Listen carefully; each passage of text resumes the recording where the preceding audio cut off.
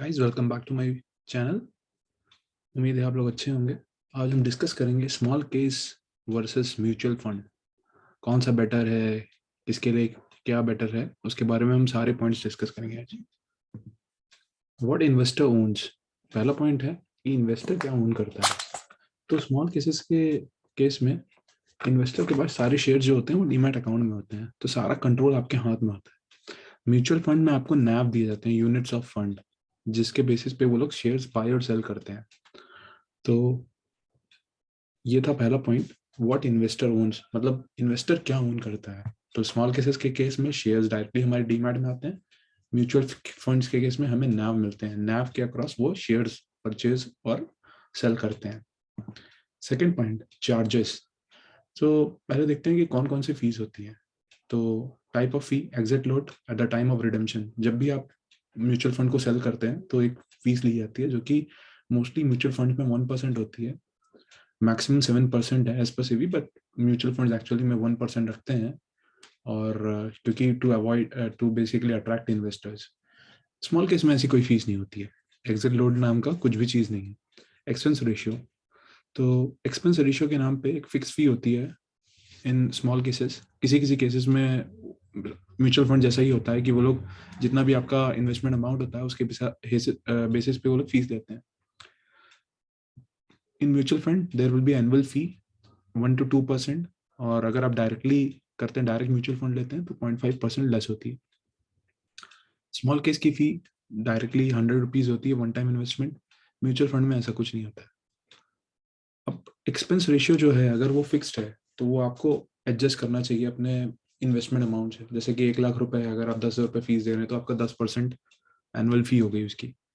तो अगर आपको सोचिए, अगर आपको 1 लाख रुपए इन्वेस्ट करना है तो उसमें आपको 10,000 रुपये फीस देनी पड़ी, तो 10% का एनुअल फी हो रहा है। जबकि म्यूचुअल फंड में देखेंगे तो आपका 1 से 2% होता है। अगर आप 1 लाख करते हैं तो भी आपको इतना ही होता है, अगर आप 10 लाख करते हैं तो भी उसका 1 से 2% आता है।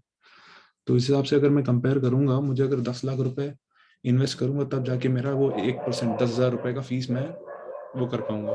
जबकि यहाँ पर अगर मैं 500 रुपये भी इन्वेस्ट करता हूँ तो भी मुझे कोई इशू नहीं है। मिनिमम इन्वेस्टमेंट स्मॉल केस में ज़्यादा अमाउंट होता है, क्योंकि आप सारे स्टॉक्स लेते हैं तो सबका कुछ कुछ प्राइस करते हैं। म्यूचुअल फंड में मिनिमम 500 से भी आप स्टार्ट कर सकते हैं। Control over investment small cases, जैसे कि मैंने पहले बोला, शेयर्स आपके डिमैट अकाउंट में होते हैं। म्यूचुअल फंड में म्यूचुअल फंड मैनेजर्स करते हैं, जो कि क्वालिफाइड लोग होते हैं। तो जो फीस ये लेते हैं, ये अपनी उस क्वालिफिकेशन के लिए लेते हैं, जहां पर ये आपके लिए वेल्थ जनरेट करते हैं। स्मॉल केसेस में आपको खुद का दिमाग लगाना पड़ता है और आपका सारा कुछ रिस्क होता है।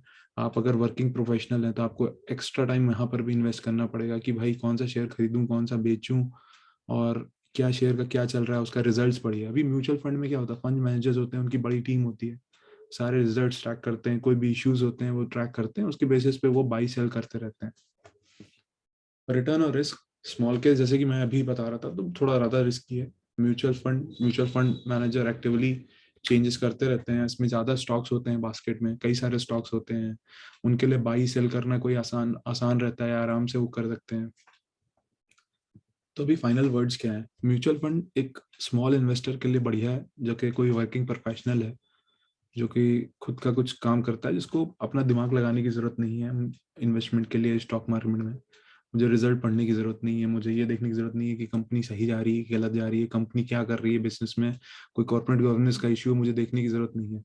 मैं अपना टाइम वहां पर नहीं इन्वेस्ट करना चाहता हूँ, तो उसके लिए म्यूचुअल फंड बेस्ट है। स्मॉल केस एग्रेसिव इन्वेस्टर्स के लिए बेस्ट है, जहां पर उनको short term capital gain taxes, क्योंकि रिबैलेंसेस होते हैं, उसके बारे में सोचना चाहिए। इन्वेस्टमेंट भी अच्छी खासी होनी चाहिए। जैसे मैंने बोला कि अभी ये जो स्मॉल केसेस हैं, जैसे कैपिटल माइंड मोमेंटम और वीकेंड इन्वेस्टिंग के जो हैं, तो ये अभी 10 से 15 हज़ार रुपये फीस लेते हैं साल की। तो 15 हज़ार की फीस अगर मुझे 1% बनाना है इसके लिए, तो मुझे 15 लाख रुपए इन्वेस्ट करने पड़ेंगे।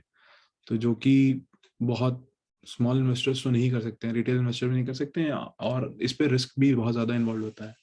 म्यूचुअल फंड आपको 15 से 20% तक का रिटर्न बना के देते हैं, अगर आप अच्छे म्यूचुअल फंड में इन्वेस्ट करते हैं। बट म्यूचुअल फंड में भी ऐसे कुछ कुछ केसेस हुए हैं, जैसे कि आपने फ्रैंकलिन के बारे में सुना होगा, जहाँ पर कई सारे इन्वेस्टर्स को वहाँ पर प्रॉब्लम हुई थी, बट एट द एंड शायद पैसा उसमें उनको वापस आ गया है।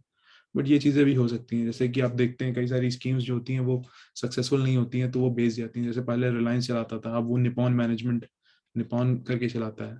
तो ये सब चीज़ें भी होती हैं। सो गाइस कमेंट्स में बताइए कि आप अगला कंपैरिजन आप किसके करना चाहते हैं, और इन कंपैरिजन में भी आपको क्या लगता है कि आपके लिए कौन सा बेटर है। और अगर आपको वीडियो अच्छा लगा तो आप लाइक सब्सक्राइब करिए। Thank you guys.